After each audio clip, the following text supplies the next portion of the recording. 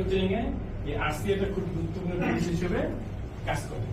So RC এর অনেকগুলো tools এর মধ্যে একটা টুলস হলো 5Y।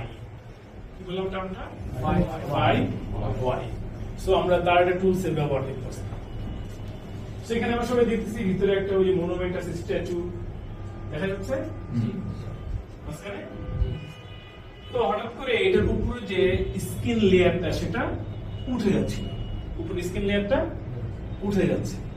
সো আমরা হলে কি করতাম, সুন্দর করে একটু সিমেন্ট বালু ঢেলে দিয়ে রং টাইম করে দিয়ে শেষ। হোয়াট ইউ ডু, কি করি রাস্তায় করে নিচে এগুলো সমস্যা ঠিকঠাক দিয়ে দেয় না, কেন এসে না সেগুলো দরকার আছে, সমস্যা সমাধান। বাট ওরা কি করলো, ওরা একটু রুট কজ অ্যানালাইসিস করলো, আমার যে উপরে শেড উঠে যাচ্ছে এটা কেন। সো কি বললাম বাংলায়, কেন, ইংলিশে বললে হোয়াই। সো হোয়াই কোশ্চেন করতে হবে। তো হোয়াই অ্যানালাইজ করতে গিয়ে আসলো, ওইখানে অনেক হার্শ কেমিক্যাল এবং পাওয়ারফুল পানি স্প্রে দেওয়া হচ্ছিল পরিষ্কার করার জন্য। বুঝতে পারছেন, যেখানে কি হয়েছে উপরের লেয়ার উঠে যাচ্ছে। আর কথা হইলো ওই জায়গাটায় কেন এরকম powerful chemical, harsh chemical powerful মানে অনেক স্পিডে পানি স্প্রে করা লাগতেছে, তখন ওটার জন্য আবার কেন লাগতেছে এটা। তো সেখানে গিয়ে দেখা গেল এখানে প্রচুর পরিমাণ পাখির ময়লা আছে, মানে পাখি মলমূত্র ত্যাগ করে রাখে না, এখানে অনেকগুলো পাখির ছবি আছে না, পাখি এসে কি করে এখানে মলমূত্র ত্যাগ করে রাখে। এখন আবার কোশ্চেন আসলো, পাখি এখানে কেন মলমূত্র ত্যাগ করে, ওর জন্য কি দুনিয়া কোনো জায়গা নাই, এখানেই কেন, ঠিক আছে। সেই কেন উত্তর আসলো, এখানে প্রচুর পরিমাণ পোকামাকড় ছিল। কি ছিল?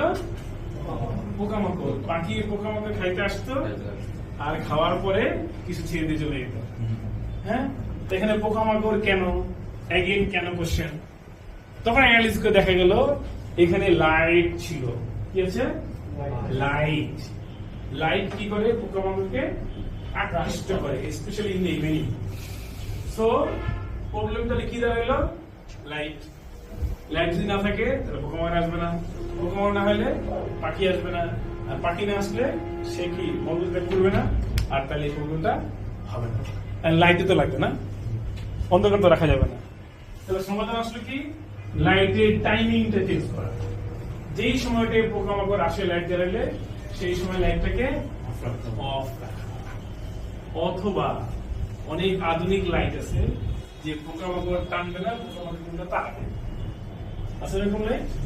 তাহলে সমাধান তাহলে কোথায়, লাইটে। কোথা থেকে পাইলাম, এই 5Y রুট কজ অ্যানালাইসিস করতে। ডায়লগে কি করতাম, ওই সিমেন্ট বালুতে রং করে দিতাম, দুদিন পর আবার উঠতো, আবার দিতাম, আবার উঠতো, আবার দিতাম। আর ওই যে বানাই দিছে যে লোকটা, ওইখানে দিতাম, কি একটা জিনিস বানাই দিছে, ঠিক আছে। সো কি করতে হবে, মার্চেন্ডাইজিং এ যখনই কোনো প্রবলেম হবে সেখানে এরকম রুট কজ অ্যানালাইসিস করতে হবে। রুট কজ অ্যানালাইসিস করি, এক্স্যাক্টলি রুট কজ অ্যানালাইসিস করি, তাহলে ওই প্রবলেমটা বারবার আমার সামনে আসবে না, অন্য প্রবলেম আসবে কিন্তু এইটা আসবে না। বুঝতে পারতেছি? তাহলে আপনি এরকম রুট কজ অ্যানালাইসিস করতে করতে প্রবলেম সলভ করা শুরু করেন, তাহলে দেখবেন অনেক প্রবলেমের সলিউশন আপনার কাছে রেডি হয়ে যাবে। আর প্রপার হয়তো রুট কজ করতে গিয়ে ওই প্রবলেমটা আসলে কেন হচ্ছে এইটার যে লার্নিং হবে আপনার, এটাই আপনাকে সাইকেল বলো না 8-10 বছরের মধ্যে আপনাকে হেড অফ দ্য ডিপার্টমেন্ট দিতে হবে। বুঝতে পারতেছে? প্রবলেম হয়েছে, বসে দূরে আসে, বস সমাধান দিয়ে দিচ্ছে, আপনার সমাধান করে দিচ্ছে। কি করতে হবে, রুট কজ অ্যানালাইসিস করতে হবে। এবং বড় বড় ব্র্যান্ডের সাথে কাজ করলে দেখবেন কোনো প্রবলেম হইলে আপনার কোনো বকাঝকা করবে না, ও কি বলবে, এটা রুট কজ সাবমিট করো। দেখছেন কি?